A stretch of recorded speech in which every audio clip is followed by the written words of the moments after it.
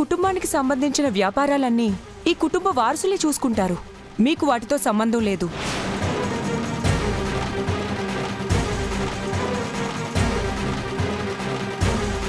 ఆయన ఒక్కసారి నిర్ణయం తీసుకున్న తర్వాత పరిస్థితులను బట్టి మార్చుకుంటూ పోతే ఆ నిర్ణయాలకి విలువ ఉండదండి.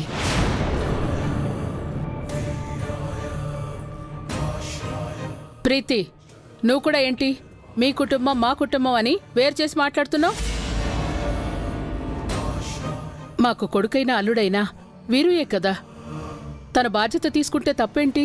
అమ్మా, కొడుకుతో సమానమైన ప్రేమని అల్లుడికి పంచితే తప్పులేదు, కానీ ఆస్తుల్ని అధికారాల్ని పంచకూడదు. అది ఇంటి అల్లుడిగా ఆయనకే చిన్నతనం.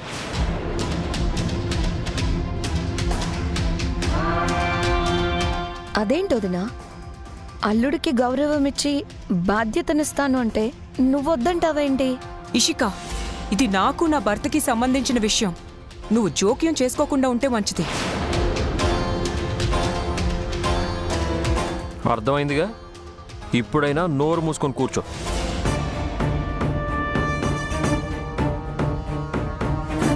అసలేమైందే నీకు?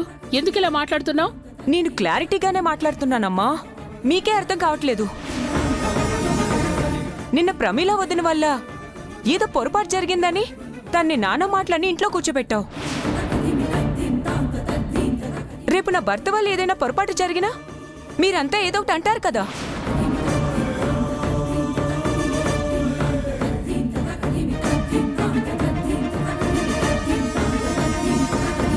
నా భర్త అలా మాటలు పడ్డం నాకిష్టం లేదు.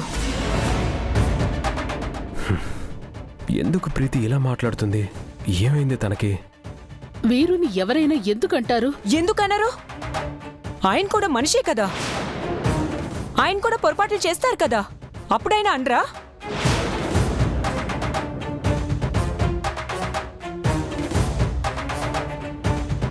ఇదంతా అనవసరం అమ్మా.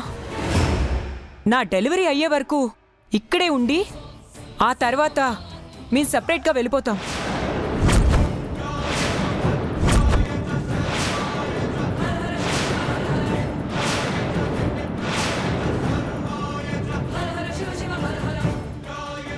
ఎందుకలా అంటున్నావు ప్రీతి?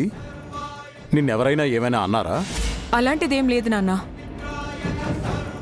నాకు పుట్టబోయే బిడ్డకి నాన్న ఎల్లరికపోలేడని చిన్న ఫీలింగ్ కూడా కలగకూడదు, అందుకే అంటున్నాను. ప్రీతి, నేనేమంటున్నానంటే, నేనేం వినదలుచుకోలేదమ్మా. మా ఆయన సూపర్ మార్కెట్కి వెళ్ళడంటే వెళ్ళడంతే. అసలు నాకు మాట్లాడే అవకాశం ఇవ్వవా? నేను చెప్పేది పూర్తిగా వినకపోతే నా మనసులో ఉన్న బాధ నీకెలా అర్థం అవుతుంది? నిన్న కూడా మీరు ప్రమీలకు మాట్లాడే అవకాశం ఇవ్వలేదు కదా పెద్దమ్మా.